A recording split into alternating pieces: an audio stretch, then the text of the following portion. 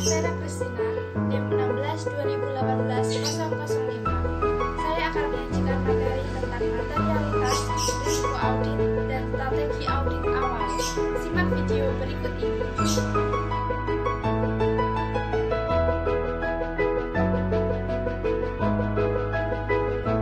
Materialitas adalah besarnya nilai yang dihilangkan atau salah saji informasi akuntansi. Jika dilihat keadaan yang melingkupinya, dapat mengakibatkan perubahan atau pengaruh terhadap pertimbangan orang yang meletakkan kepercayaan terhadap informasi tersebut karena adanya penghilangan atau salah saji. Konsep materialitas menunjukkan seberapa besar salah saji yang dapat diterima oleh auditor agar pemakai laporan keuangan tidak terpengaruh oleh salah saji tersebut. Dalam perencanaan suatu audit, auditor harus menetapkan materialitas pada tingkat laporan keuangan, karena pendapat auditor atas laporan keuangan sebagai keseluruhan, dan tingkat saldo akun karena auditor memverifikasi saldo akun dalam mencapai kesimpulan menyeluruh atas kewajaran laporan keuangan. Materialitas pada tingkat laporan keuangan.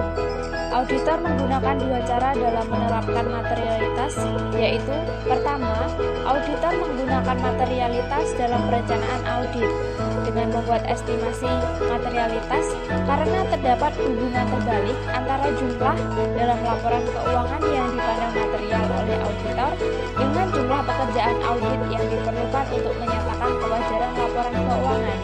Yang kedua adalah pada saat mengevaluasi bukti audit dalam pelaksanaan audit. Materialitas tingkat saldo akun. Materialitas pada tingkat saldo akun adalah salah saji minimal yang mungkin terdapat dalam saldo akun yang dipandang sebagai salah saji material. Hubungan materialitas dengan bukti audit. Materialitas merupakan satu di antara berbagai faktor yang mempengaruhi pertimbangan auditor tentang kecukupan bukti audit. Bukti audit adalah semua informasi yang digunakan oleh auditor dalam pembuatan kesimpulan.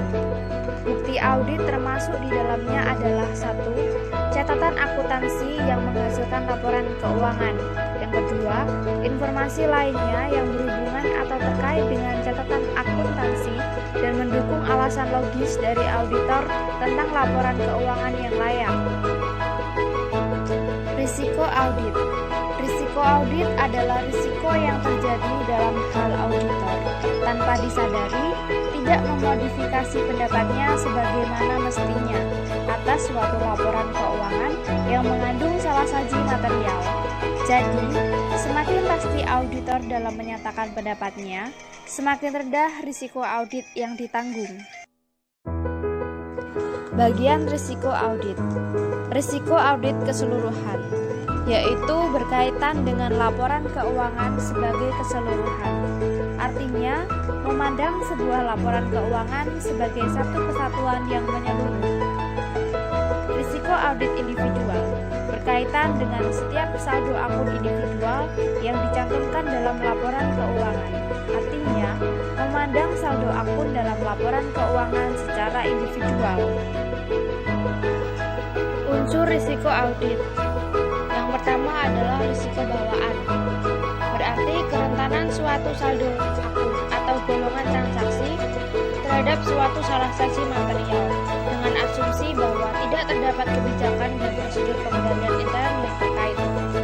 Yang kedua adalah risiko pengendalian.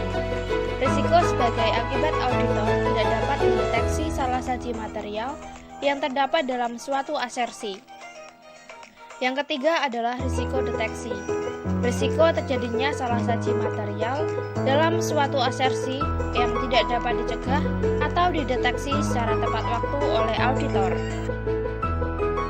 Penggunaan informasi risiko audit. Taksiran risiko audit pada tahap perencanaan audit dapat digunakan oleh auditor untuk menetapkan jumlah bukti audit yang akan diperiksa untuk membuktikan kewajaran penyajian saldo akun tertentu. Strategi audit awal. Tujuannya adalah untuk mendukung tujuan auditor, yaitu menentukan opini tentang apakah sebuah laporan sudah sewajarnya atau tidak. Pengendalian itu dicapai dengan mengumpulkan bukti audit tentang asersi yang terdapat dalam laporan keuangan yang disajikan oleh manajemen. Terdapat dua pendekatan dalam strategi audit awal.